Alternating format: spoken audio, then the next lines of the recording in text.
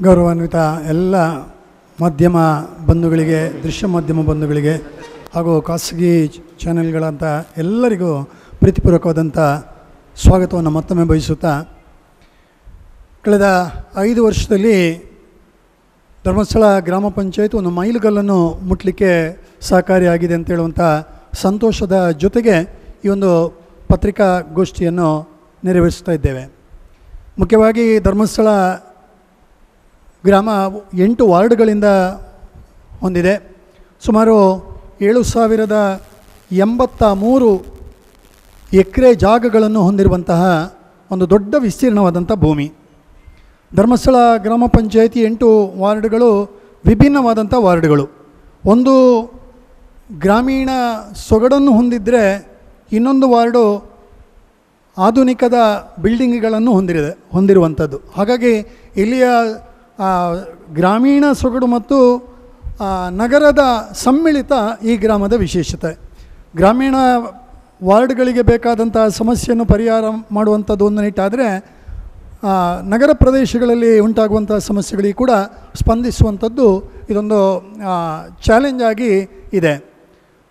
ಹಾಗಾಗಿ ಈ ಒಂದು ಗ್ರಾಮದ 8 ವಾರ್ಡ್ಗಳಲ್ಲಿ ಕೃಷಿಕರು ಹೆಚ್ಚಿನ ಸಂಖ್ಯೆಯಲ್ಲಿದ್ದಾರೆ.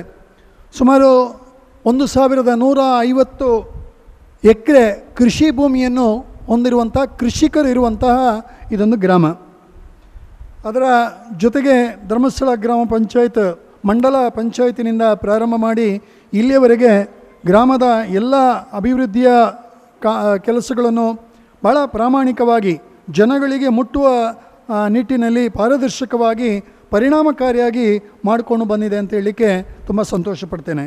ಅದರ ಎಲ್ಲ ಸಾಧನೆಗಳ ಅವಲೋಕನವನ್ನು ಮಾಡಿದಂಥ ಸರ್ಕಾರ ನಮಗೆ ನಿರ್ಮಲಾ ಗ್ರಾಮ ಪುರಸ್ಕಾರ ಬಂದಿದೆ, ಗಾಂಧಿ ಗ್ರಾಮ ಪುರಸ್ಕಾರ ಬಂದಿದೆ, ಸ್ವಚ್ಛ ಹಿ ಸೇವಾ ಪುರಸ್ಕಾರ ಬಂದಿದೆ, ಡಾಕ್ಟರ್ ಶಿವರಾಮ್ ಕಾರಂತ ಪ್ರಶಸ್ತಿ ಬಂದಿದೆ.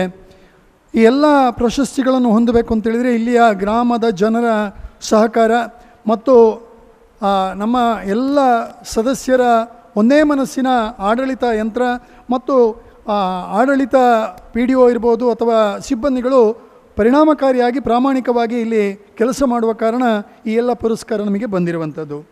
ಹಾಗೆ ಇಲ್ಲಿಯ ವಿಶೇಷತೆ ಅಂತೇಳಿದರೆ ಜನಸಂಖ್ಯೆ ಬಂದು 9,818. ಇದು ಫಿಕ್ಸೆಡ್ ಆಗಿ ಇರುವಂಥದ್ದು. ಒಟ್ಟು ಪಾಪ್ಯುಲೇಷನ್, ಫ್ಲೋಟಿಂಗ್ ಪಾಪ್ಯುಲೇಷನ್ ನೋಡಿದರೆ 2022 ದಿನವೊಂದಕ್ಕೆ 30,000 ಜನ ಯಾತ್ರಿಕರು ಸರಾಸರಿ ಬಂದಿರುವಂಥ ದಾಖಲೆಗಳು ಕೂಡ ಇದೆ. ಅದೇ 2025 ಅದೊಂದು 32,000 ಜನ ಯಾತ್ರಿಕರು ಇಲ್ಲಿಗೆ ಬಂದಿರ್ತಾರೆ. ಇಲ್ಲಿಯ ಕ್ಷೇತ್ರದ ದರ್ಶನ ಮತ್ತು ಬೇರೆ ಬೇರೆ ವಿಭಾಗಗಳ ದರ್ಶನ ಮತ್ತು ಬೇರೆ ಬೇರೆ ಆಯಾಮಗಳಲ್ಲಿ ಕ್ಷೇತ್ರಕ್ಕೆ ಬರ್ತಾರೆ. ಹಾಗಾಗಿ ಈ ಕ್ಷೇತ್ರ ಧಾರ್ಮಿಕ ಕ್ಷೇತ್ರ ಮತ್ತು ಗ್ರಾಮೀಣ ವ್ಯವಸ್ಥೆ ಇರುವಂಥ ಒಂದು ಕ್ಷೇತ್ರವಾಗಿ ಇದೆ. ಹಾಗಾಗಿ ಈ ಕ್ಷೇತ್ರದ ಸಮಸ್ಯೆಗಳು ಏನು ಅಂತೇಳಿದರೆ, ಗ್ರಾಮದ 7 ವಾರ್ಡ್ಗಳಲ್ಲಿ ನಾವು ಒಂದು ಸ್ವಚ್ಛತೆಯನ್ನು ಪರಿಣಾಮಕಾರಿಯಾಗಿ ಒಂದು ಪ್ಲ್ಯಾನ್ಡ್ ಮಾಡಿದರೆ ನಗರ ಪ್ರದೇಶಕ್ಕೆ ಬರುವಾಗ ಇದು ನಮಗೆ ಚಾಲೆಂಜ್ ಆಗಿರ್ತದೆ. ಯಾಕಂತೇಳಿದರೆ ಬರುವಂಥ ಬೇರೆ ಬೇರೆ ರೀತಿಯ ಹಿನ್ನೆಲೆ ಹೊಂದಿರುವಂಥ ಅಭ್ಯಾಸಗಳನ್ನು ಹೊಂದಿದಂಥ ಯಾತ್ರಿಕರು ಬಂದಾಗ ಬೇರೆ ಬೇರೆ ರೀತಿಯಲ್ಲಿ ಅಲ್ಲಲ್ಲಿ ಕಸವನ್ನು ಬಿಸಾಡುವಂಥದ್ದು, ಪ್ಲಾಸ್ಟಿಕ್ ಎಸೆಯುವಂಥದ್ದು ಇದೆಲ್ಲವೂ ಆಗಿರುವಂಥದ್ದು. ಹಾಗಾಗಿ ಈ 2 ಚಾಲೆಂಜನ್ನು ಭಾಳ ಪರಿಣಾಮಕಾರಿಯಾಗಿ ನಾವು ನಡೆಸ್ಕೊಂಡು ಬರ್ತಾ ಇದ್ದೇವೆ. ಸ್ವಚ್ಛತೆಯ ಬಗ್ಗೆ ಕೂಡ ಭಾಳ ವಿಶೇಷವಾದಂಥ ಕಾಳಜಿಯನ್ನು ನಾವು ಕೈಗೊಂಡಿದ್ದೇವೆ. ಇಡೀ ರಾಜ್ಯದಲ್ಲಿ 4 ಕ್ಷೇತ್ರವನ್ನು ಏಕಬಳಕೆಯ ಪ್ಲಾಸ್ಟಿಕ್ ನಿಷೇಧ ಗ್ರಾಮ ಮಾಡಬೇಕು ಅಂತೇಳಿ ರಾಜ್ಯ ಸರ್ಕಾರ ತೀರ್ಮಾನಗೊಂಡಾಗ ಅದರಲ್ಲಿ ಒಂದು ಧಾರ್ಮಿಕ ಕ್ಷೇತ್ರ ಧರ್ಮಸ್ಥಳವನ್ನು ಆಯ್ಕೆ ಮಾಡಿದರು. ಅದು ಕೂಡ ನಮಗೆ ಚಾಲೆಂಜ್ ಆಯಿತು. ಯಾಕೆಂತೇಳಿದರೆ ಧಾರ್ಮಿಕ ಕ್ಷೇತ್ರದಲ್ಲಿ 200ರಿಂದ 250 ಅಂಗಡಿ ಮುಗ್ಗಟ್ಟುಗಳು ಇರುವಂಥದ್ದು. ಯಾತ್ರಿಕರ ಪೂರೈಕೆಗಳಿಗೆ ಬೇಕಾದಂಥ ಸಲಕರಣೆಗಳನ್ನು ಕೊಡುವಂಥ ಸಂದರ್ಭದಲ್ಲಿ ಅವರು ಅದನ್ನು ಹೊತ್ತುಕೊಂಡು ಹೋಗಲಿಕ್ಕೆ ಪ್ಲಾಸ್ಟಿಕ್ ಬ್ಯಾಗ್ಗಳನ್ನು ಕೇಳುವಂಥದ್ದು. ಇದೊಂದು ಅಭ್ಯಾಸ ಬಂದಿರುವಂಥದ್ದು. ಒಮ್ಮೆಗೆ ಕಟ್ ಮಾಡಬೇಕು ಅಂತೇಳಿದರೆ ತುಂಬ ಚಾಲೆಂಜ್ ಆಗಿತ್ತು. ಅದನ್ನು ಕೂಡ ಅಕ್ಟೋಬರ್ 2ನೇ ತಾರೀಕಿನ 2013ರಲ್ಲಿ ನಮ್ಮ ರಾಜ್ಯಸಭಾ ಸದಸ್ಯರು ಡಾಕ್ಟರ್ ಡಿ ವೀರೇಂದ್ರ ಹೆಗ್ಗಡೆಯವರು ಧರ್ಮಸ್ಥಳವನ್ನು ಏಕಬಳಕೆಯ ಪ್ಲಾಸ್ಟಿಕ್ ನಿಷೇಧ ಗ್ರಾಮವಾಗಿ ಒಂದು ಘೋಷಣೆಯನ್ನು ಮಾಡ್ತಾರೆ. ಅಲ್ಲಿಂದ ನಂತರ ನಿರಂತರವಾಗಿ ಆ ಪ್ಲಾಸ್ಟಿಕ್ ನಿಷೇಧದ ಬಗ್ಗೆ ಕಾರ್ಯಗಳು ಆಗ್ತಾ ಹೋಗ್ತದೆ. ಅದರಲ್ಲಿಯೂ ಒಂದಷ್ಟು ಸಾಧನೆಯನ್ನು ಮಾಡಿ ಒಂದಷ್ಟು ಪೆನಾಲ್ಟಿಗಳಲ್ಲಾಗ್ತದೆ, ಗ್ರಾಮಸ್ಥರಿಗೆ ಸ್ವಲ್ಪ ಇರಿಸು ಮುರುಸುಗಳಾಗ್ತದೆ.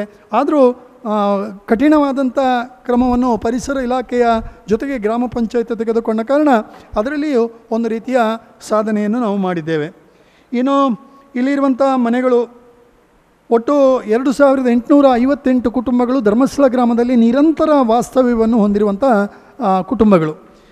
ಅದರಲ್ಲಿ ಒಂದು 2518 ವಾಸ್ತವ್ಯ ಮನೆಗಳು, 484 ವಾಣಿಜ್ಯ ಕಟ್ಟಡಗಳಿರುವಂತಹ ಗ್ರಾಮ, 6 ಶಾಲೆಗಳನ್ನು ಹೊಂದಿದೆ. ಹಾಗೆ ಅಂಗನವಾಡಿ 10 ಅಂಗನವಾಡಿಗಳನ್ನು ಹೊಂದಿದೆ. ಪ್ರಾಥಮಿಕ ಆರೋಗ್ಯ ಕೇಂದ್ರವೂ ಕೂಡ ಒಂದು ಇದೆ. ಈ ರೀತಿಯ ಹಾಲು ಉತ್ಪಾದಕರ ಸಂಘ, KSRTC ಸಂಸ್ಥೆ, ಒಟ್ಟು 1563 ಬೀದಿ ದೀಪಗಳನ್ನು ಹೊಂದಿರುವಂತಹ ಗ್ರಾಮ. ಹಾಗಾಗಿ ಇದು ಕೂಡ ನಮಗೆ ಒಂದು ಚಾಲೆಂಜು. ಅದರ ಜೊತೆಗೆ ಅಮೃತ ಮಹೋತ್ಸವ, ಸ್ವಾತಂತ್ರ್ಯೋತ್ಸವದ ಅಮೃತ ಮಹೋತ್ಸವ ಸಂದರ್ಭದಲ್ಲಿ ಅಮೃತ ಪಂಚಾಯತ್ ಅಂತ ಹೇಳುವಂಥ ನಿಟ್ಟಿನಲ್ಲಿ ನಮ್ಮದು ಆಯ್ಕೆಯಾಗಿ ಅಲ್ಲಿ ಒಂದಷ್ಟು ಕಾರ್ಯಕ್ರಮಗಳು ನಮಗೆ ಬಂತು. ಅದನ್ನು ಕೂಡ ನಾವು ಪರಿಣಾಮಕಾರಿಯಾಗಿ ಮಾಡಿಕೊಂಡು ಕನ್ಯಾಡಿಯಲ್ಲಿ ನೀವು ಬರುವಾಗ ಗಮನಿಸಿದ್ದೀರಿ. ಆ ಕನ್ಯಾಡಿಯ ಅಂಗನವಾಡಿಯ ಎದುರುಗಡೆ ಇರುವಂಥ ಸ್ಥಳ ಎಲ್ಲ ಕೊಳೆತ ಶವಗಳ ಮೊಟ್ಟೆಗಳ ಅಥವಾ ಕೊಳೆತ ನರಿನಾಯಿಗಳು, ಆಮೇಲೆ ಬೇರೆ ತ್ಯಾಜ್ಯಗಳು, ಕಟ್ಟಡದ ವೇಸ್ಟ್ಗಳನ್ನು ಹಾಕ್ತಿದ್ದಂಥ ಒಂದು ಪ್ರದೇಶವಾಗಿತ್ತು. ಆದರೆ ಅಮೃತ ಗ್ರಾಮ ಪಂಚಾಯತ್ ಬಂದಾಗ ನಾವು ಅದನ್ನೊಂದು ಕಾಯಕಲ್ಪ ಕೊಡಬೇಕು, ಇದೊಂದು ಒಂದು ಉದ್ಯಾನವನ ಮಾಡಬೇಕು ಅಂತೇಳುವಂಥ ಸಂಕಲ್ಪದೊಂದಿಗೆ ಅದನ್ನು ಉದ್ಯಾನವನ ಮಾಡಿದೆವು. ಭಾಳ ಸುಂದರವಾದಂಥ ಉದ್ಯಾನವನ ಇವತ್ತು ಮೂಡಿ ಬಂದಿದೆ. ಇದು ಅಮೃತ ಮಹೋತ್ಸವದ ನಿಟ್ಟಿನಲ್ಲಿ ನಮ್ಮ ಸಾಧನೆಗಳು. ವಿಶೇಷವಾಗಿ ವಿಶೇಷ ಚೇತನರು, ಎಲ್ಲ ಗ್ರಾಮಗಳಲ್ಲಿ ವಿಶೇಷ ಚೇತನರಿದ್ದರೆ ಅವರಿಗೆ ಪಂಚಾಯಿತಿ ನಿಧಿಯಲ್ಲಿ ವೈಯಕ್ತಿಕ ಸೌಲಭ್ಯಗಳಿಗೆ ಸಹಾಯ ಹಸ್ತವನ್ನು ಕೊಡ್ತಾರೆ. ಆದರೆ ನಾವು ಆ ವಿಶೇಷ ಚೇತನರ ಒಂದು ಸ್ಪಂದನ ಅಂತೇಳುವಂಥ ಒಂದು ಕೊಠಡಿಯನ್ನು ಮಾಡಿ ಅವರ ಮೀಟಿಂಗ್ಗಳಿರ್ಬೋದು, ಅವರ ಆರೋಗ್ಯ ಚೆಕಪ್ಪಿಗಿರ್ಬೋದು, ಅಥವಾ ಸ್ವಸಹಾಯ ಸಂಘಗಳ ಕಾರ್ಯವೈಖರಿಗಳಿಗೆ ಅವರಿಗೆ ಉಪಯೋಗ ಆಗುವ ನಿಟ್ಟಿನಲ್ಲಿ, ಮತ್ತು ಏನಾದರೂ ಗುಡಿ ಕೈಗಾರಿಕೆ ಅವರು ಮಾಡುವಂಥ ಇಚ್ಛೆಗಳಿದ್ದರೆ ಅದಕ್ಕೂ ಕೂಡ ಒಂದು ಕಟ್ಟಡವನ್ನು ಕನ್ಯಾಡಿಯಲ್ಲಿ ನಾವು ನಿರ್ಮಿಸಿಕೊಟ್ಟಿದ್ದೇವೆ. ಇದು ಜಿಲ್ಲೆಯಲ್ಲಿಯೂ ಇಲ್ಲ, ಜಿಲ್ಲೆಯ ಬೇರೆ ಬೇರೆ ತಾಲೂಕುಗಳಿಗೆ ಹೋಲಿಸಿದರೆ ಧರ್ಮಸ್ಥಳ ಗ್ರಾಮ ಪಂಚಾಯತಿಯಲ್ಲಿರುವಂಥದ್ದು ವಿಶೇಷ. ಇನ್ನು ಶುದ್ಧ ನೀರಿನ ಘಟಕ, ಯಾತ್ರಿಕರಿಗೆ ಬೇಕಾದಂಥ ಶುದ್ಧ ನೀರಿನ ಘಟಕವನ್ನು ಕೂಡ ನಾವು ಹೊಂದಿದ್ದೇವೆ. ಒಟ್ಟು 105 ವಿಶೇಷ ಚೇತನರು ಈ ಗ್ರಾಮದಲ್ಲಿ ಇದ್ದಾರೆ. 13 ಮೊಬೈಲ್ ಟವರ್ಗಳಿದೆ, 6 ATMಗಳಿದೆ. ಇದರ ವಿಶೇಷ ಅಂತೇಳಿದರೆ ಕರ್ನಾಟಕ ರಾಜ್ಯದ ಗ್ರಾಮ ಪಂಚಾಯಿತಿಗಳಲ್ಲಿ ಅತಿ ಹೆಚ್ಚು ತೆರಿಗೆಯನ್ನು ಸಂಗ್ರಹ ಮಾಡಿದಂತಹ ಒಂದು ಶ್ಲಾಘನೆ ಧರ್ಮಸ್ಥಳ ಗ್ರಾಮ ಪಂಚಾಯತಿಗಿದೆ. 1,56,00,000 ಬೇಡಿಕೆಯಲ್ಲಿ 1,06,27,121 ರೂಪಾಯಿ ತೆರಿಗೆಯನ್ನು ಸಂಗ್ರಹ ಮಾಡಿ, ಈ ತೆರಿಗೆ ಸಂಗ್ರಹದಲ್ಲಿ ಈಗಾಗಲೇ ದಕ್ಷಿಣ ಕನ್ನಡದಲ್ಲಿ ನಂಬರ್ 1 ಟಾಪಲ್ಲಿದ್ದೇವೆ. ಅಂತೇಳಿದರೆ 80.67% ತೆರಿಗೆ ಸಂಗ್ರಹವನ್ನು ಮಾಡಿದ ನಿಟ್ಟಿನಲ್ಲಿ ಇದೊಂದು ದೊಡ್ಡ ಸಾಧನೆಯಾಗಿದೆ. ಇದಕ್ಕೆ ಸಹಕಾರ ನಮ್ಮ ಎಲ್ಲ ಗ್ರಾಮಸ್ಥರು ಕೂಡ ಕೊಟ್ಟಿದ್ದಾರೆ. ಗ್ರಾಮಸ್ಥರು ಕ್ಲಪ್ತ ಸಮಯದಲ್ಲಿ ತೆರಿಗೆಯನ್ನು ಕಟ್ಟಿರುವ ಕಾರಣ ಈ ಒಂದು ಸಾಧನೆಯನ್ನು ಸಾಧಿಸಲಿಕ್ಕಾಗಿದೆ. ಅದಕ್ಕೆ ಪ್ರೋತ್ಸಾಹಕವಾಗಿ ನಾವು ಜನಸ್ಪಂದನ ಕಾರ್ಯಕ್ರಮಗಳಲ್ಲಿ, ಗ್ರಾಮ ಸಭೆಗಳಲ್ಲಿ ಯಾರು ಪ್ರಾಮಾಣಿಕವಾದಂಥ ಕ್ಲಪ್ತ ಸಮಯದ ತೆರಿಗೆ ಪಾವತಿದಾರರಿದ್ದಾರೆ ಅವರನ್ನು ಪ್ರೋತ್ಸಾಹಿಸಿ ಸನ್ಮಾನಿಸುವಂಥ ಕಾರ್ಯಕ್ರಮವೂ ಕೂಡ ನಿರಂತರವಾಗಿ ಮಾಡಿಕೊಂಡು ಬರ್ತಾ ಇದ್ದೇವೆ. ಅದೊಂದು ರೋಲ್ ಮಾಡೆಲ್ ಆಗಿ ಬೇರೆಯವರಿಗೂ ಪ್ರೇರಣೆ ಆಗ್ತದೆ. ಹಾಗಾಗಿ ಇದೊಂದು ಸಾಧನೆಯ ಮೈಲುಗಲ್ಲು. ಒಟ್ಟು ಪಂಚಾಯತ್ ನಿಧಿಯ 5 ವರ್ಷದ ಕಾಮಗಾರಿಯಲ್ಲಿ 4,87,86,777 ರೂಪಾಯಿ ನಮ್ಮ ಪಂಚಾಯತ್ ನಿಧಿಯ ಕಾಮಗಾರಿ ಅಂತೇಳಿದರೆ, ಏನು ನಮಗೆ ನಮ್ಮ ಪಂಚಾಯತ್ ನಿಧಿ ಇದೆ, ಸ್ವನಿಧಿ ಇದೆ, ಅದರಿಂದ ಅಷ್ಟು ಕಾಮಗಾರಿಗಳನ್ನು ಮಾಡಿದ್ದೇವೆ. ಕೇಂದ್ರ ಸರ್ಕಾರದ 15ನೇ ಹಣಕಾಸಿನಲ್ಲಿ ಇಲ್ಲಿಯವರೆಗೆ 1,82,91,180 ರೂಪಾಯಿ ಇಲ್ಲಿವರೆಗೆ ಬಂದಿದೆ.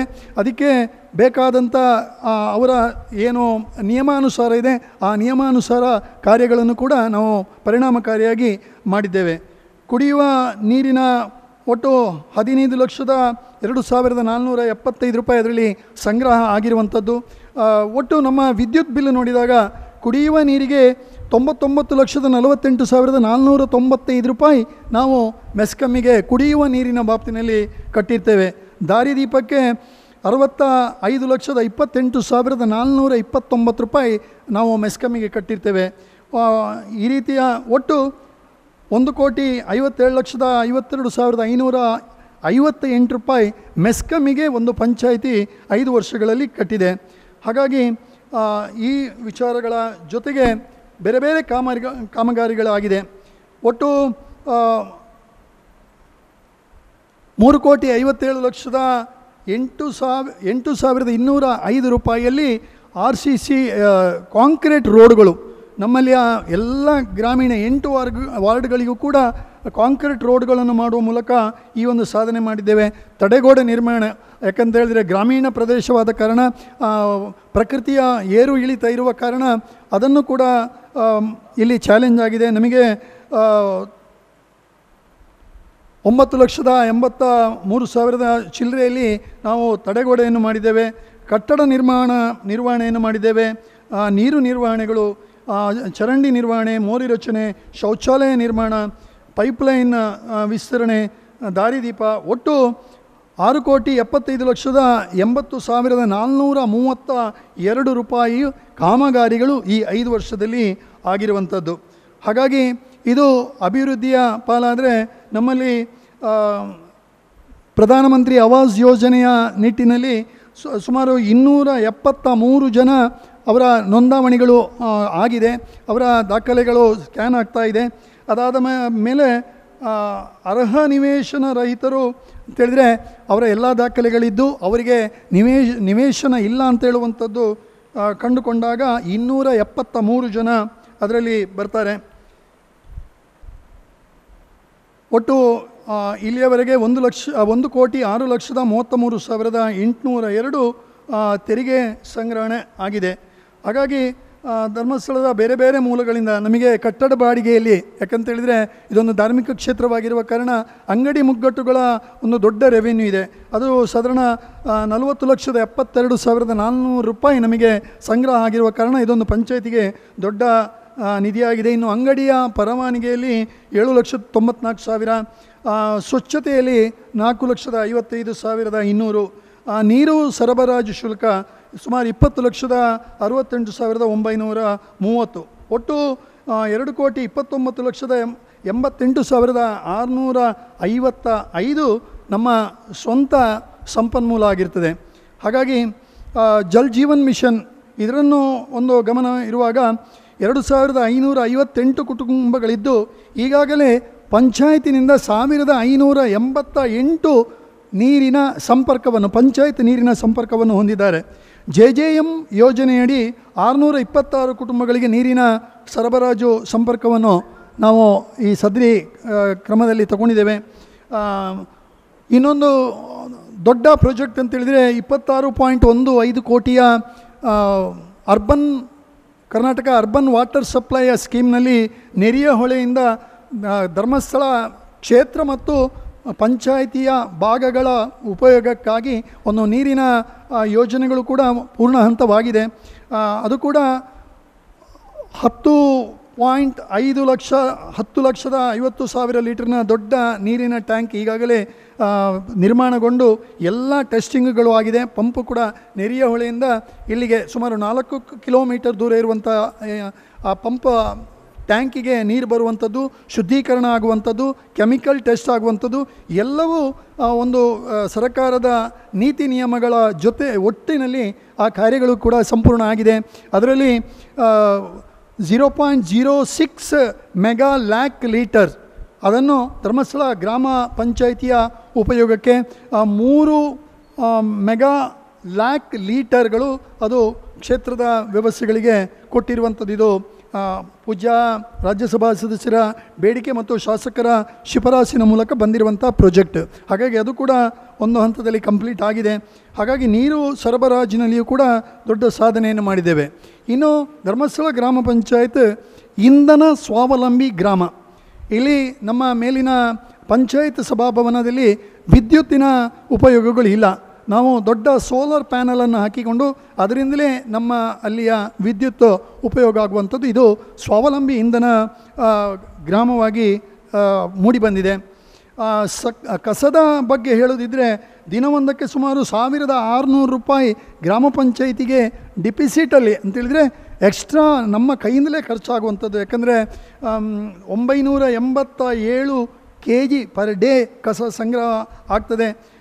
ಅದರಲ್ಲಿ ಒಟ್ಟು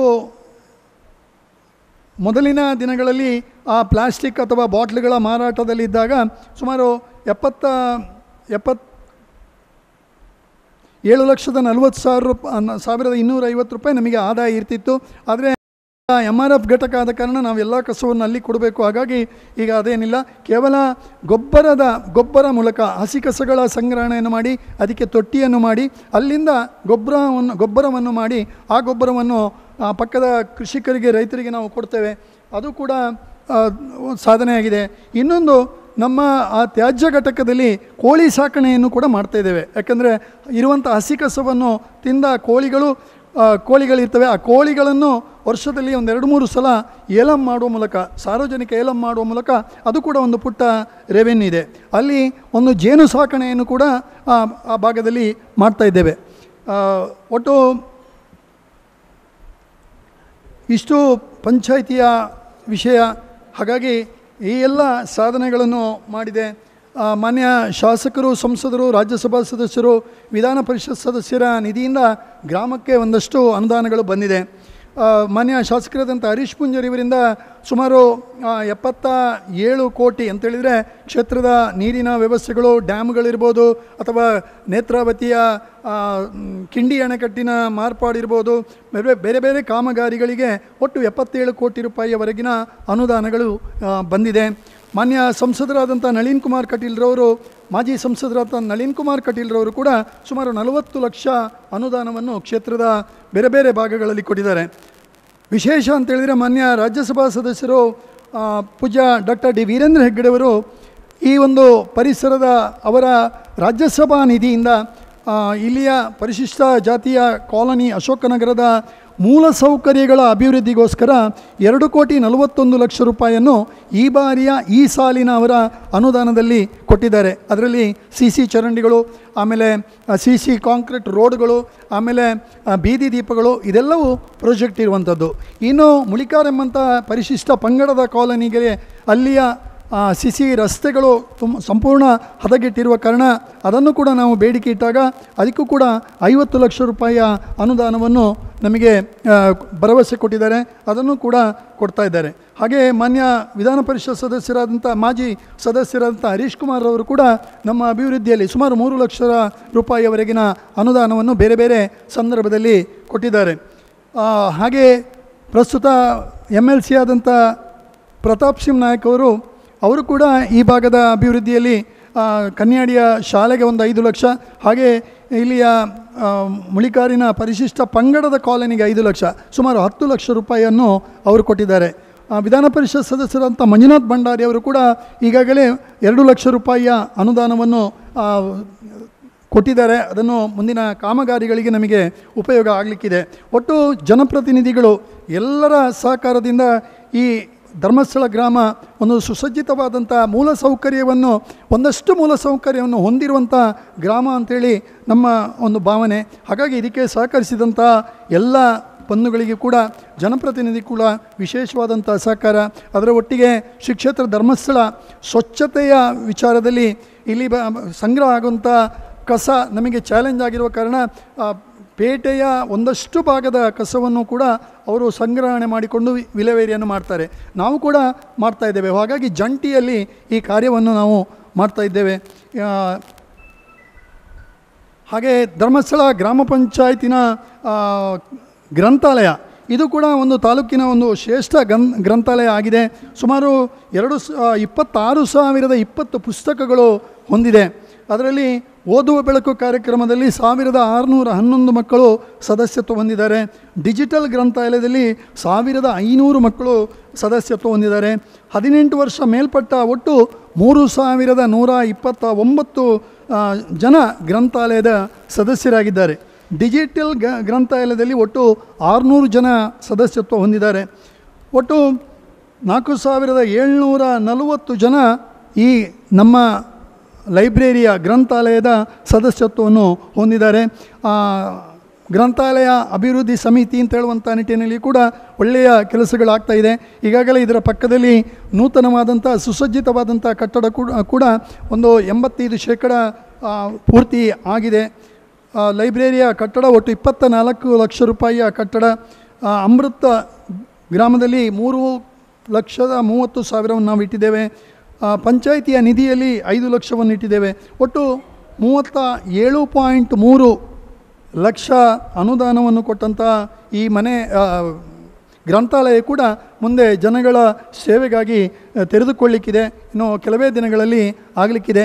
ಇದರಲ್ಲಿ ಕಾನೂನಿನ ಸ್ವಲ್ಪ ಸರಿಸಿಕೊಂಡು ಜನರಿಗೆ ಉಪಯೋಗ ಆಗುವ ರೀತಿಯಲ್ಲಿ, ಯಾಕೆಂದರೆ ಪರಿಶಿಷ್ಟ ಜಾತಿಯ ಭಾಗದವರಿಗೆ ಒಬ್ಬರು ಸಂಪೂರ್ಣ ಮನೆ ದುಸ್ಥಿತಿಯಲ್ಲಿತ್ತು, ಸಾಧ್ಯವೇ ಇರಲಿಲ್ಲ.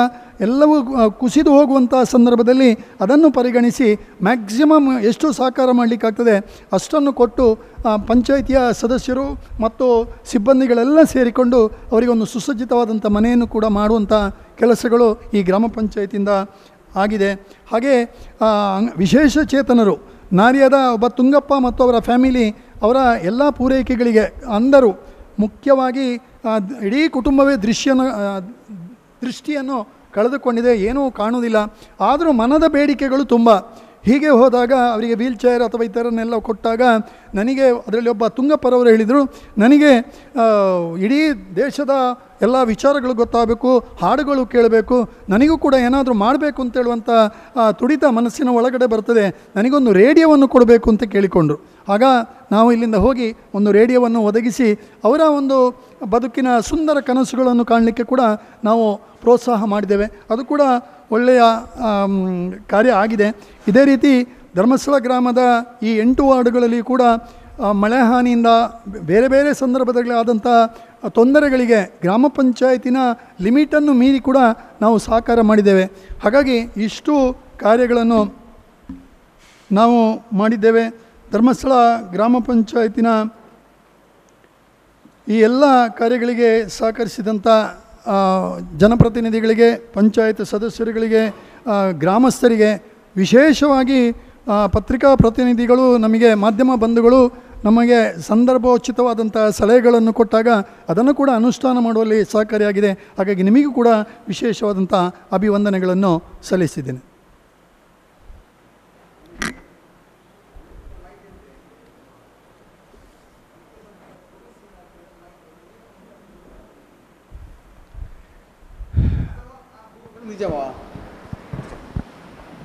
ನಿಮ್ಮ ಪ್ರಶ್ನೆ, ನಾನು ಆಗಲೇ ಒಂದು ವರದಿಯನ್ನು ಕೊಟ್ಟೆ.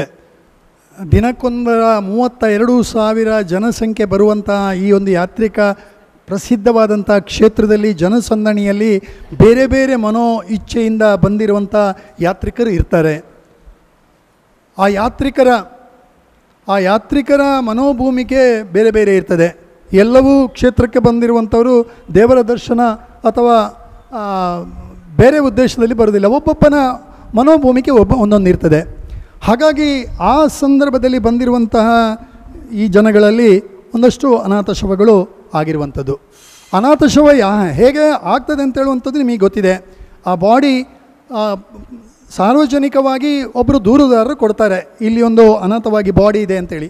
ಆ ಬಾಡಿಯನ್ನು ಪೊಲೀಸ್ ಇಲಾಖೆಗೆ ಕಂಪ್ಲೇಂಟ್ ಕೊಟ್ಟಾಗ ಪೊಲೀಸ್ ಇಲಾಖೆಯವರು ಆ ಬಾಡಿಯನ್ನು ಸುಪರ್ದಿಗೆ ತಗೊಂಡು ಅದನ್ನು ಮೋರ್ಚರಿಯಲ್ಲಿ 1 ವಾರಗಳ ಕಾಲ ಇಡ್ತಾರೆ. ಅದರ ಮಧ್ಯದಲ್ಲಿ ಪತ್ರಿಕಾ ಪ್ರಕಟಣೆಗಳನ್ನು ಕೊಡ್ತಾರೆ.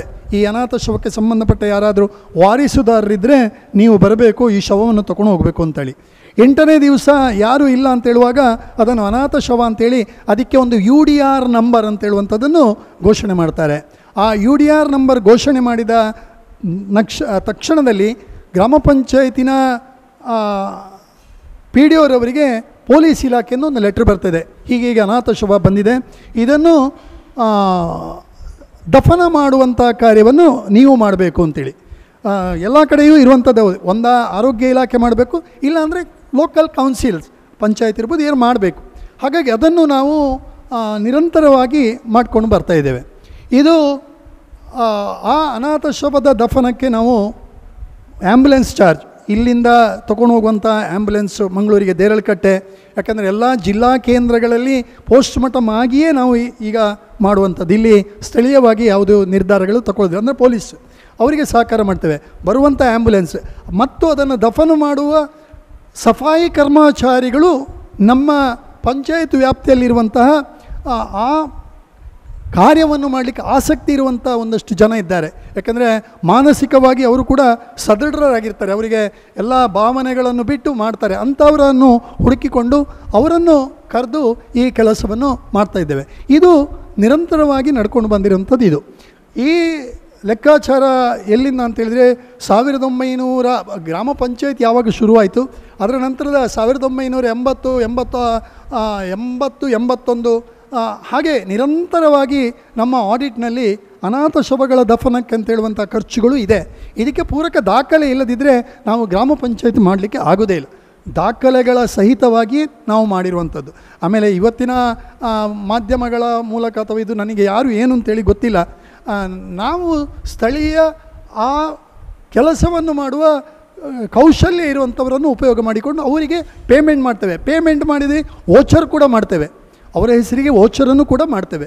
ಇದು ಇಷ್ಟು ದಾಖಲೆಗಳು ನಿರಂತರವಾಗಿ ಪಂಚಾಯಿತಿಯಲ್ಲಿ ನಾವು ಇಟ್ಟುಕೊಂಡಿದ್ದೇವೆ. ಹಾಗಾಗಿ ಯಾವುದೋ ಒಂದು ಹೇಳಿಕೆಗಳು ಅಥವಾ ಇದಕ್ಕೋಸ್ಕರ ನಮ್ಮ ವ್ಯವಸ್ಥೆಗಳು ಪಕ್ಕಾ ಇದೆ. ಇದರಲ್ಲಿ ಬಹಳ ಜನನ ಮತ್ತು ಮರಣದ ಎಲ್ಲ ದಾಖಲೆಗಳು ಮತ್ತು ಅದಕ್ಕೆ ಕೊಡುವಂಥ ಗೌರವವನ್ನು ಗ್ರಾಮ ಪಂಚಾಯತ್ ನಿರಂತರವಾಗಿ ಮಾಡಿಕೊಂಡು ಬರ್ತಾ ಇದೆ. ಇಲ್ಲ, ನಮ್ಮ ಗಮನಕ್ಕೆ ಬರದೆ ಅಂತೇಳಿದರೆ ಅದು ಕ್ರಿಮಿನಲ್ ಅಫೆನ್ಸ್ ಆಯಿತು. ಪಂಚಾಯಿತಿಯ ಗಮನಕ್ಕೆ ಬರದೆ ಮಾಡಿದರೆ ಅದು ದೊಡ್ಡ ಅಪರಾಧ. ನಮ್ಮ ಇಲ್ಲಿ ಇಲ್ಲ, ಯಾವುದೂ ಇಲ್ಲ. ಪ್ರತಿಯೊಂದು ಅನಾಥ ಶವ ಅಂತ ಹೇಳುವಂಥದ್ದು ಆಗಬೇಕು ಅಂತೇಳಿದರೆ ಗ್ರಾಮ ಪಂಚಾಯಿತಿಯ ಮಾಹಿತಿ ಬರಬೇಕು, ಇಲ್ಲಿಯ ವ್ಯವಸ್ಥೆ ಆಗಬೇಕು, ಇಲ್ಲಿ ಅದಕ್ಕೆ ದುಡ್ಡು ಅದು ಏನು ಖರ್ಚು ಮಾಡಬೇಕು. ಇದು ನಮ್ಮಲ್ಲಿ ದಾಖಲೆಗಳು ಇದೆ ಸರ್. ನಮ್ಮಲ್ಲಿ 89ರಿಂದ ದಾಖಲೆಗಳಿದೆ. ಗ್ರಾಮ ಪಂಚಾಯತ್ ಆಗಿನ ದಿನಗಳಲ್ಲಿ ಕಡಿಮೆ ಇತ್ತು. ಯಾತ್ರಿಕರ ಸಂಖ್ಯೆ ಯಾವಾಗ ಜಾಸ್ತಿ ಆಗ್ತಾ ಹೋಯಿತು ಆಗ ಬೇರೆ ಬೇರೆ, ನಾನು ಆಗಲೇ ಹೇಳಿದಾಗೆ ಬೇರೆ ಬೇರೆ ಮನೋಭೂಮಿಕೆಯಲ್ಲಿ ಬಂದಿರುವಂಥವರು. ನಾವು ಸುಮ್ಮನೆ ಒಮ್ಮೆ ಆ ವ್ಯಾಪ್ತಿಗೆ ಹೋದರೆ ಒಬ್ಬ ಶ್ರೇಷ್ಠ ಚಲನಚಿತ್ರ ನಟನೆ ಹೇಳಿದರು, ನಾನು ಧರ್ಮಸ್ಥಳಕ್ಕೆ ಆತ್ಮಹತ್ಯೆಗೆ ಅಂತ ಮನಸ್ಸು ಮಾಡಿ ಬಂದೆ, ಮತ್ತೆ ಬಂದು ಮನಸ್ಸು ಚೇಂಜ್ ಆಯಿತು ಅಂತೇಳಿ. ಹಾಗೆ ಬೇರೆ ಬೇರೆಯವರು ಇದ್ದಾರೆ. ಎಲ್ಲಿವರೆಗೆ ಅಂತ ನಿಮ್ಮ ಗಮನಕ್ಕೆ, ನಮ್ಮಲ್ಲಿ ಒಬ್ಬ ಕಾಂಜ ಅಂತ ಹೇಳುವಂಥ ಮುಳುಗು ತಜ್ಞ, ಅವನನ್ನು ಕೂಡ ನಾವು ಪಂಚಾಯಿತಿಯ ಲೇಬರ್ ಆಗಿ ಇಟ್ಟುಕೊಂಡಿದ್ದೆವು. ಅವರು ಕೂಡ ಈ ರೀತಿ ಆದಾಗ ಒಂದು ವೇಳೆ ಅವರ ಬದುಕುವ ಎಂದು ಗೋಲ್ಡನ್ ಅವರ್ ಸಮಯದಲ್ಲಿ ಆದರೆ ಅವರನ್ನು ಉಪಯೋಗ ಮಾಡಿ ಆ ಬಾಡಿಯನ್ನು ತೆಗೆದು ಬದುಕಿಸಿದಂಥ ಉದಾಹರಣೆಗಳು ಇದೆ. ಅಥವಾ ನೀರಿನಲ್ಲಿ ಮುಳುಗಿದಂಥ ಶವವನ್ನು ಕಾಂಜ ಅಂತೇಳೋರು ಪಂಚಾಯಿತಿಯ ವರ್ಕರ್ ಆಗಿರ್ತಾರೆ, ಅವರು ಮಾಡಿದಿರುವಂಥ ತುಂಬ ಘಟನೆಗಳಿದೆ. ಅವರಿಗೆ ಪೇಮೆಂಟ್ ಆಗಿರುವಂಥ ದಾಖಲೆಗಳು ಕೂಡ ಇದೆ. ಪ್ರತಿಯೊಂದು ದಾಖಲೆ ಇದೆ ನಮ್ಮ. ಹೌದು,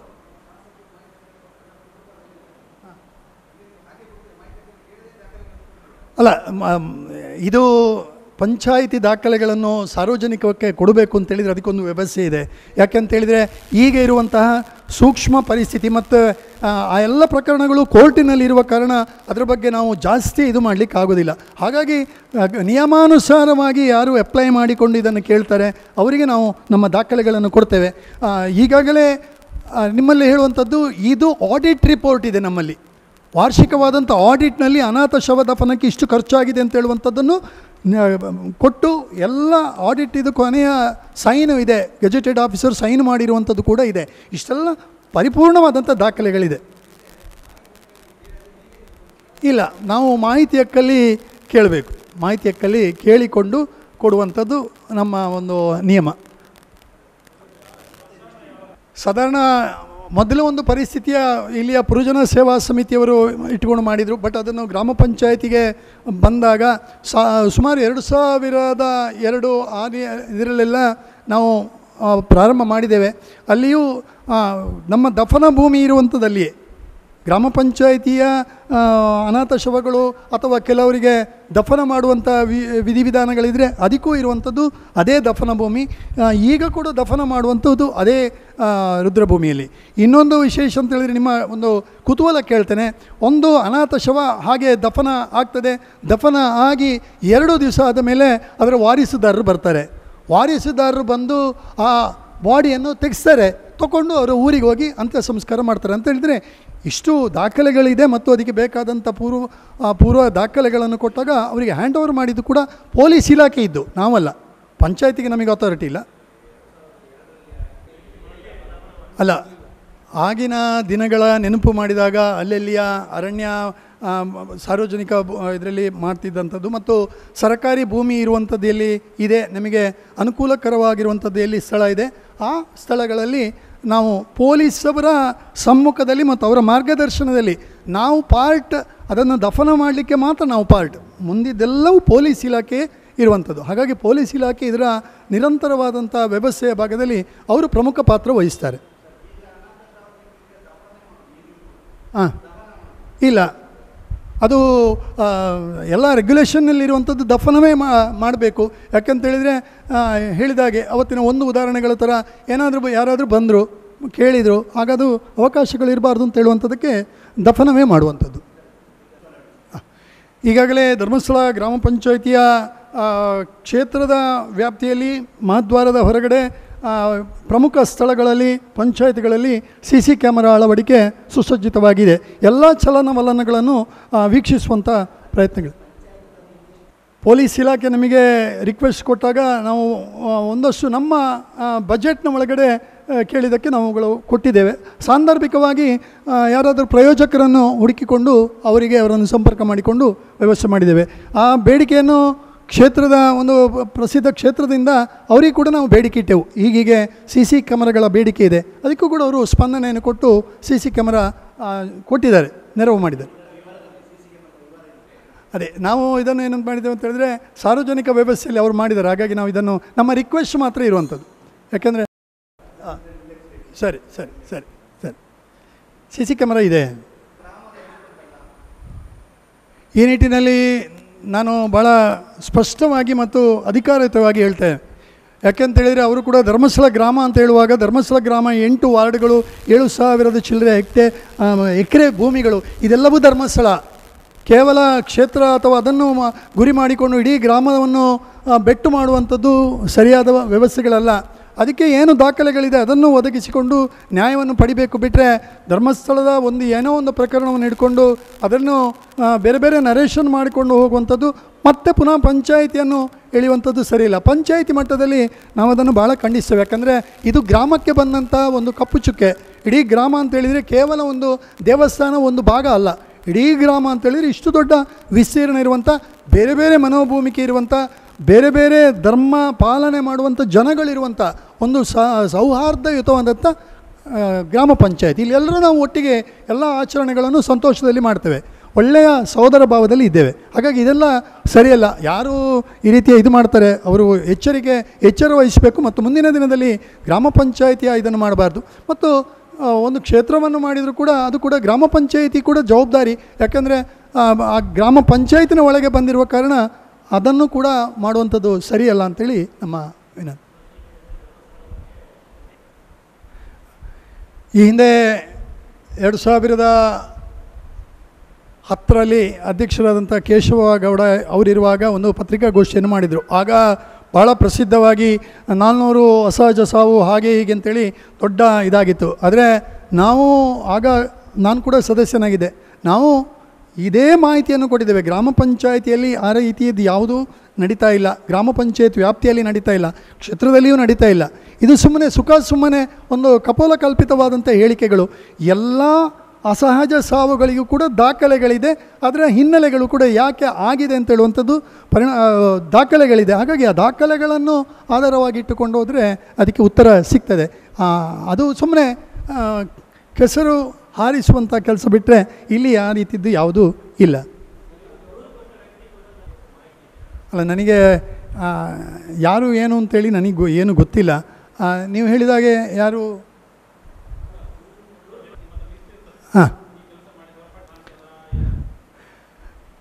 ಈ ಕಾರ್ಯವನ್ನು ನಾನು ಆಗಲೇ ಹೇಳಿದಾಗೆ ಇದನ್ನು ಮಾಡಬೇಕಂದ್ರೆ ಮಾನಸಿಕವಾಗಿ ಅವನೊಬ್ಬ ಸುಸ್ಥಿರವಾಗಿರುವಂಥದ್ದು ಮತ್ತು ಭಾವನೆಗಳನ್ನು ಬಿಟ್ಟು ಮಾಡುವಂಥದ್ದು, ಯಾಕಂದರೆ ಅವನಿಗೆಲ್ಲವೂ ಇದಿರಬೇಕು. ಆ ರೀತಿದ್ದು ಇದಾಗುವಾಗ ಮತ್ತು ಪಂಚಾಯತಿನಲ್ಲಿ ಅದಕ್ಕಿಂತಲೇ ನಾವು ಸಿಬ್ಬಂದಿಗಳನ್ನು ಇಡಲಿಕ್ಕೆ ಆಗೋದಿಲ್ಲ. ಯಾಕಂದರೆ 2002-03ರಲ್ಲಿ ಆ ವರ್ಷದಲ್ಲಿ ಅನಾಥ ಶವವೇ ಇಲ್ಲ. ಹಾಗಾಗಿ ಇದು ಏನೋ ಒಂದು ಇಮಿಡಿಯೇಟ್ ಸಡನ್ ಆಗಿರುವಂಥ ಪ್ರಕರಣಗಳು. ಅದಕ್ಕೆ ಬೇಕಾದಂಥ ಸ್ಥಳೀಯ ಇವರನ್ನು ಯಾರು ಸಫಾಯಿ ಕರ್ಮಚಾರಿಗಳನ್ನು ಅಥವಾ ಆ ಕೆಲಸವನ್ನು ಮಾಡುವಂಥವರು ಅವರುಗಳು ಕೂಡ ಆ ದಿನದಲ್ಲಿ ಬಂದು ಮಾಡ್ತಾರೆ. ಅದು ಬಿಟ್ಟರೆ ಆ ದಿನದ ಸಂಭಾವ್ಯವನ್ನು ತಗೊಳ್ತಾರೆ, ಅವರು ಹೋಗ್ತಾರೆ. ಹಾಗಾಗಿ ಇದರಲ್ಲಿ ಇದ್ದಾರಾ ಇಲ್ವ ಅಂತ ಹೇಳಲಿಕ್ಕೆ, ಯಾಕೆಂದರೆ ನಾವು ಅದನ್ನು ದಾಖಲೆಗಳನ್ನು ಮಾಡಲಿಕ್ಕೆ ಆಗೋದಿಲ್ಲ. ಅವರಿಗೆ ಆ ಸಂದರ್ಭದಲ್ಲಿ ಅವರ ಏನು ಸಂಭಾವನೆ ಇದೆ ಅದನ್ನು ಕೊಡ್ತೇವೆ, ರಶೀದಿ ಮಾಡ್ತೇವೆ, ಇಟ್ಟುಕೊಳ್ತೇವೆ. ಇದು ವ್ಯವಸ್ಥೆ. ಇದರಲ್ಲಿ ಯಾವ ಲೇಬರು ಆಗ್ಬೋದು, ನಮಗೆ ಅಂಥವ್ರು ಇಂಥವ್ರಿಲ್ಲ. ನೀವು ಹೇಳಿದಂಥ ಲೇಬರ್ ಕೂಡ ಮಾಡಿರ್ಬೋದು ಅಥವಾ ಅವರು ಪಂಚಾಯತಿನ ಇದರಲ್ಲಿ ಮಾಡಿರ್ಬೋದು, ನಮಗದು ದಾಖಲೆಗಳಿಲ್ಲ. ಪರ್ಟಿಕ್ಯುಲರ್ ದಾಖಲೆಗಳನ್ನು RTIಯಲ್ಲಿ ಕೇಳಿದಾಗ ಅದು ಕೂಡ ಒದಗಿಸಿಕೊಡ್ತೇವೆ ನಾವು.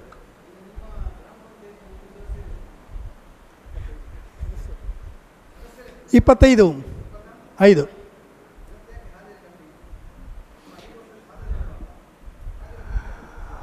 ಅವರಿಗೆ ಸಂಪೂರ್ಣವಾದಂಥ ವಿಶ್ವಾಸ ಅಧ್ಯಕ್ಷರು ಉಪಾಧ್ಯಕ್ಷರ ಮೇಲೆ ಇದೆ. ನಮ್ಮ ಒಟ್ಟು ಅಭಿವೃದ್ಧಿಯಲ್ಲಿ ಇವರು ಮುನ್ನೆಲೆಯಲ್ಲಿದ್ದಾರೆ. ಹಾಗಾಗಿ ನಮ್ಮ ಉಪಸ್ಥಿತಿ ಇಲ್ಲದಿದ್ದರೂ ಖಂಡಿತವಾಗಿ ನಾವು ನಿಮ್ಮ ಒಟ್ಟಿಗಿದ್ದೇವೆ ಅಂತ ಹೇಳುವಂಥ ಒಂದು ವಿಶ್ವಾಸವನ್ನು ಕೊಟ್ಟ ಕಾರಣ ಇವತ್ತು ನಾವು ಭಾಳ ಧೈರ್ಯವಾಗಿ ಅವರನ್ನು ಕೂಡ ವಿನಂತಿ ಮಾಡಿದ್ದೇವೆ. ಬೇರೆ ಬೇರೆ ಕಾರಣಗಳಿಂದ ಹೊರಗಿದ್ದಾರೆ, ಆದರೂ ನಾವು ಅವರ ಜೊತೆಗಿದ್ದೇವೆ. ಯಾಕಂದರೆ ನೀವು ಆ ಗ್ಯಾಪ್ ಆಗಬಾರ್ದು, ಅದನ್ನು ಸರಿ ಮಾಡುವ ನಿಟ್ಟಿನಲ್ಲಿ. ಯಾಕಂದರೆ ಪ್ರಶ್ನೆಯೇ ಒಂದು ಸಣ್ಣ ಗ್ಯಾಪ್ ಆಗ್ತದೆ. Thank you. ಇದೆ 108 ಮನೆಗಳು, ಸುಮಾರು 25 ಜನದ ಹಕ್ಕುಪತ್ರಗಳಿದೆ. ಉಳಿದಂಥದ್ದು 94Cಯಲ್ಲಿ ಇದಿದೆ. ಅದು ಸಣ್ಣ ರೆವಿನ್ಯೂ ತಾಂತ್ರಿಕವಾಗಿ ಅದು ಕ್ಷೇತ್ರದ ಒಂದಷ್ಟು ವ್ಯಾಪ್ತಿಯಲ್ಲಿದೆ. ಅವರು ಕೂಡ ಕ್ಷೇತ್ರದಿಂದ ಕೂಡ ಒಪ್ಪಿದ್ದಾರೆ. ಆದರೆ ಅದನ್ನು ಹಸ್ತಾಂತರ ಮಾಡುವಂಥ ರೀತಿಯಲ್ಲಿ ರೆವಿನ್ಯೂವಿನ ಸ್ವಲ್ಪ ತೊಂದರೆಗಳು. ಯಾಕಂದರೆ ದಾನಪತ್ರ ಕೊಡಲಿಕ್ಕಾಗೋದಿಲ್ಲ, ಹಾಗಂತೇಳಿ 94C ಮಾಡಲಿಕ್ಕಾಗೋದಿಲ್ಲ, ಯಾಕಂದರೆ ಸರ್ಕಾರಿ ಭೂಮಿಯಲ್ಲ. ಇದೊಂದು ಸಣ್ಣ ತಾಂತ್ರಿಕವಾಗಿದೆ. ಕ್ಷೇತ್ರದಿಂದ ಕೂಡ ಅವರು ಬಂದು ನಮ್ಮ ಹತ್ರ ರಿಕ್ವೆಸ್ಟ್ ಮಾಡಿದರು, ನಾವು ಈ ಸ್ಥಳವನ್ನು ಅವರಿಗೆ ಯಾರು ಇದಿದ್ದಾರೆ ಅವರಿಗೆ ಬಿಟ್ಟು ಕೊಡ್ತೇವೆ, ಇದು ನೀವು ಪಂಚಾಯಿತಿಯಿಂದ ಮಾಡಬೇಕು. ನಾವು ಅದಕ್ಕೆ ಅವರ ದಾಖಲೆಗಳ ಖರ್ಚಿಗೆ 25% ಹಣವನ್ನು ಕೂಡ ವಿನಿಯೋಗಿಸುತ್ತೇಳಿ ತೀರ್ಮಾನ ಮಾಡಿದ್ದೇವೆ. ಆದರೆ ಸ್ವಲ್ಪ ತಾಂತ್ರಿಕವಾದಂಥ ಅಂದರೆ ರೆವಿನ್ಯೂ ಪ್ರಾಬ್ಲಮ್ ಇದರಲ್ಲಿ ಕೊಡಲಿಕ್ಕೆ ಪ್ರಾಬ್ಲಮ್ ಅಲ್ಲ, ರೆವಿನ್ಯೂ ದಾಖಲೆಗಳ ಪ್ರಾಬ್ಲಮ್ ಇದ್ದ ಕಾರಣ ಅದನ್ನು ಕೂಡ ಮುಂದಿನ ದಿನದಲ್ಲಿ ಮಾಡ್ತೇವೆ. ಮತ್ತು ಮೇಲೆ ಸ್ವಲ್ಪ ಅರಣ್ಯದವ್ರದ್ದು ಇದಿದೆ, ಅರಣ್ಯದವರು ನಮ್ಮದು ಅಂತ ಹೇಳ್ತಾರೆ, ಅದು ಕೂಡ ರಿಕ್ವೆಸ್ಟ್ ಮಾಡಿದ್ದೇವೆ. ಹಾಗಾಗಿ ಮುಂದಿನ ದಿನದಲ್ಲಿ ಹೆಚ್ಚಿನ ಹಕ್ಕುಪತ್ರಗಳಿಗೆ ಆಗ್ತದೆ. ನೀನೇ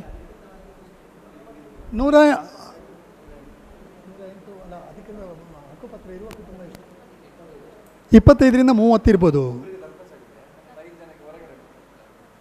ಆಮೇಲೆ ಅಶೋಕನಗರ ಬಿಟ್ಟು ಕೂಡ ಅವರಿಗೆ DC ಇದಾದಂಥ ಭೂಮಿಗಳು ಕೂಡ ಇದೆ. ಕೃಷಿ ಮಾಡುವಂಥ ದೊಡ್ಡ ದೊಡ್ಡ ಭೂಮಿಗಳು ಕೂಡ ನಮ್ಮ ಗ್ರಾಮಸ್ಥರಿಗೆ ಸಿಕ್ಕಿದೆ.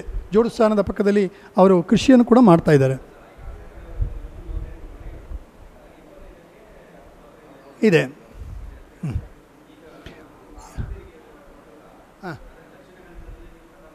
ಹೌದು, 80.67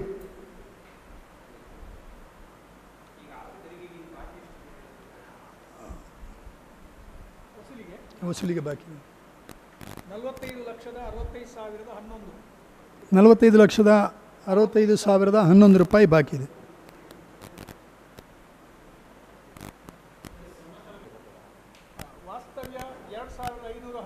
ಅದಲ್ಲ ಅವ್ರು ಕೇಳೋ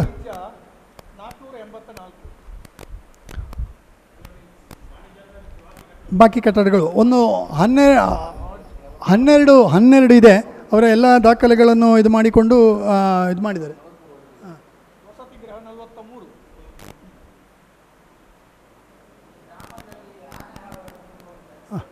ಇದರ ಬಗ್ಗೆ ಪ್ರಾರಂಭದಲ್ಲಿ ಅವರ ಕೋರಿಕೆ ಬಂತು. ಅದನ್ನು RFO ಅವರನ್ನು ಕರೆದು ಅವರ ಸಮ್ಮುಖದಲ್ಲಿ ಎಲ್ಲ ಕಂಪ್ಲೇಂಟ್ ಕೊಟ್ಟಿದ್ದೇವೆ. ಅವರಿಗೆ ದಿನವಹಿ ಗಾರ್ಡ್ಗಳು ಬಂದು ಪಟಾಕಿ ಕೊಡುವಂಥದ್ದು ಇದೆಲ್ಲ ಮಾಡಿದ್ದಾರೆ. ಆದರೂ ಪರಿಹಾರ ಆಗದಿರುವಂಥ ಸಮಸ್ಯೆ. ಹಾಗಾಗಿ ಇದು ಸರ್ಕಾರ ಮಟ್ಟದಲ್ಲಿಯೂ ಕೂಡ ಎಲ್ಲ ಗ್ರಾಮ ಸಭೆಗಳಲ್ಲಿ ಮತ್ತು ಇದರಲ್ಲಿ ನಾವು ಕೂಡ ಮನವಿ ಮಾಡ್ತಾ ಇದ್ದೇವೆ. ತುಂಬ ಸಮಸ್ಯೆ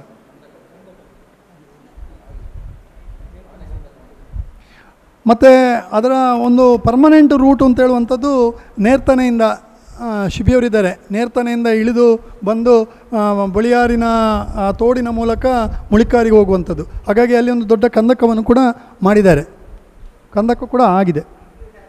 ಅಲ್ಲ ಅದೇ ಮಾಡಿದ್ದೇವೆ ನಾವು. ಅವರು RF ಅವರನ್ನು ಕರೆದುಕೊಂಡು ಇದು ಮಾಡಿದ್ದೇವೆ, ವಿಚಾರ ವಿನಿಮಯ ಮಾಡಿಕೊಂಡು ಅವರಿಗೆ ಮನವಿಯನ್ನು ಕೂಡ ಕೊಟ್ಟಿದ್ದೇವೆ.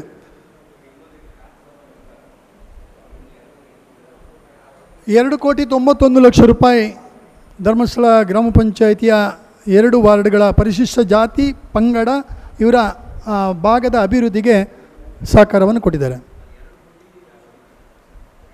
2,41,00,000 ಅಶೋಕನಗರ, 50 ಲಕ್ಷ ಮುಳಿಕಾರು.